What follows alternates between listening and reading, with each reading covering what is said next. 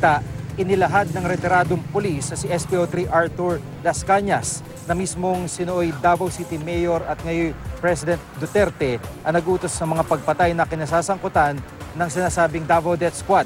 Sa isang press con sa Senado kanina, inamin ni Las Cañas na umabot daw ng hanggang 100,000 piso ang ibinayad sa kanila ni Noy Davao City Mayor Duterte. Depende sa kanilang target.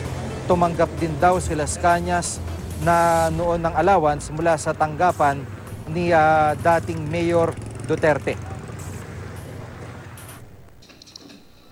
Totoo po ang existence ng Davao Death Squad o DDS.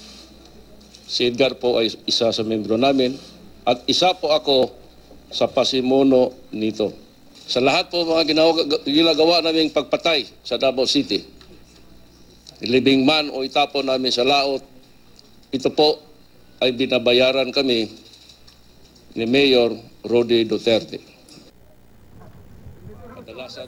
Ayon kay Las Cañas, hindi bababa sa 6 na krimen ang nagawa niya dahil sa anay katapatan sa Noy Davao City Mayor. Kabilang dito ang pagpatay sa manay drug lord na si Alan Cancio na nilagyan pa raw nila ng karatulang Huwag Pamarisan Davao Death Squad.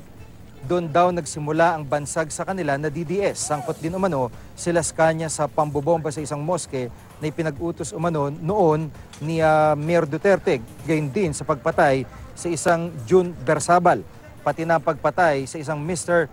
Patasaha na sangkot umano sa pagdukot sa isang Mrs. Abaca. Pinatay rin umano mga kaanak ni Patasaha. Hiniling pa raw ni Las Cañas na isalba ang buhay ng anak ni Patasaha pero tinutulan ito ng mga kasama niya. Baka raw kasi maghiganti ito kapag lumaki na siya. Namatay raw ang buong pamilya sa harap niya. Sa utos din daw ni Pangulong Duterte ay pinatay nila ang radio broadcaster na si Jun Pala na kilalang kritiko noon ng alkalde.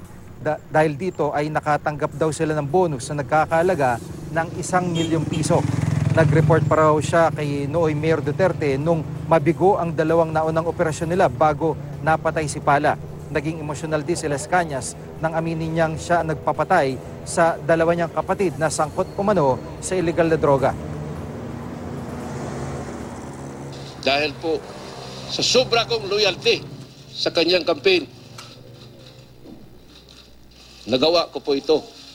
Sarili kong dalawang kapatid, pinapatay ko.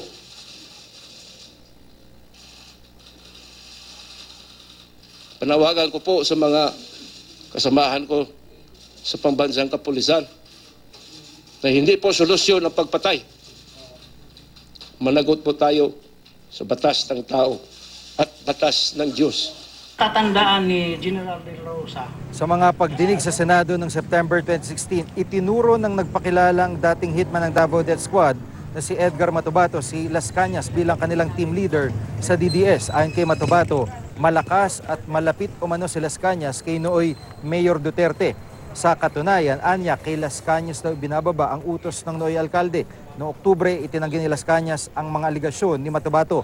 Sabi niya noon sa pagtatanong ni Senator Alan Peter Cayetano sa pagdinig ng Senado na walang Davao Death Squad.